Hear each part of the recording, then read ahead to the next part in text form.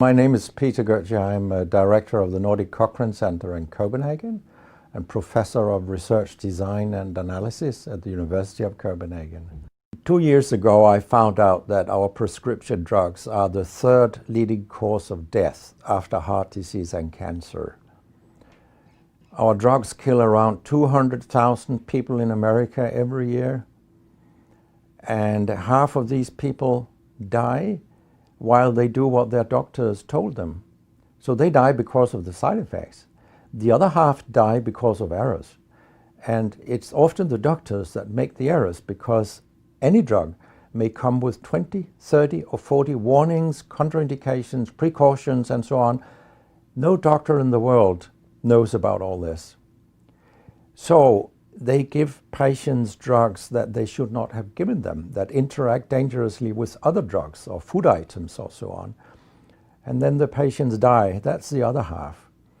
So the other thing I found out 2 years ago was that much of what the drug industry does fulfills the criteria for organized crime in US law.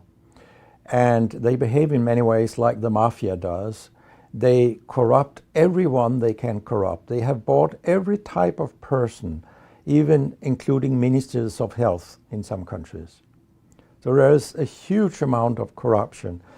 In my country, for example, Denmark, we are regarded as having very little corruption.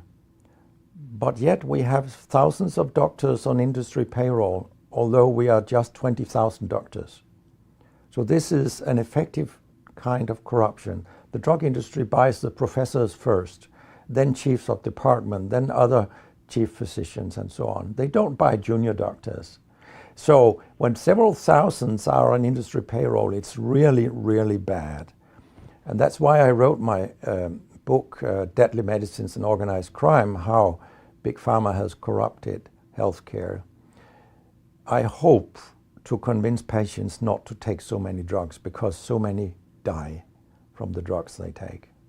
In my country, people take so many drugs that every single citizen can be in treatment with 1.5 drugs from they are born till they die. This is incredible. And drugs are not that helpful. And they kill very many of us. We know that. That's why drugs are the third major killer after heart disease and cancer. So what we need in the coming years is to take far fewer drugs than what we do currently. If we did that and we were careful, then we could live longer and live better lives.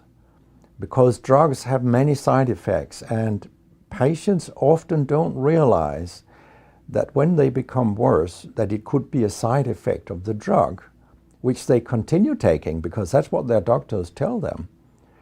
So when I was a specialist in internal medicine, what I very often did was that I stopped a lot of drugs, particularly in elderly people. And it's quite revealing to see a bedridden elderly person come into your ward, and when you stop the drugs, I mean, that person becomes many years younger. And many of these drugs affect the brain, and old people tolerate that very, very badly. They fall, and when they break a hip, 1/4 of them die. And for example, antidepressant drugs are used in more than 10% of our elderly. And they seem to kill 3% of them every year. I mean, if 100 old people take an antidepressant for 1 year, 3% of them will die because they fall and break their hip. This is a huge death rate. So a lot of other drugs than antidepressants also make people fall and kill them. And they may affect your cognition, your memory, and all these things. And then they interact in ways that we know almost nothing about. Very many elderly, they take more than 5 drugs a day. And we actually don't know how these drugs interact with each other. What we do know is that all drugs have many effects in the body, and some of them interact also in their metabolism. so that you can get a too high concentration of a drug if you take other drugs simultaneously. So we make a lot of harms that we don't even recognize. I have a pretty colorful collection of things people have called me during all these years. And sometimes journalists have asked me, why do you always look up controversy? And my reply is, I don't. Controversy looks me up. Because it's not popular to tell the truth in healthcare. You will get a lot of enemies, because a lot of people make money on false premises, doctors and industry alike. And our drug regulators and our politicians, they are on board on this wagon. So very few people are independent of money in healthcare. And of course, I have attacked a lot of holy cows during my career, and people have screamed loudly. In a French journal, I was called a statistical masturbist because I showed with statistics that mammography screening didn't work and things like that. And I was even accused of scientific misconduct by the Association of the Danish Pharmaceutical Industry, which was completely ludicrous. It was harassment from beginning to end.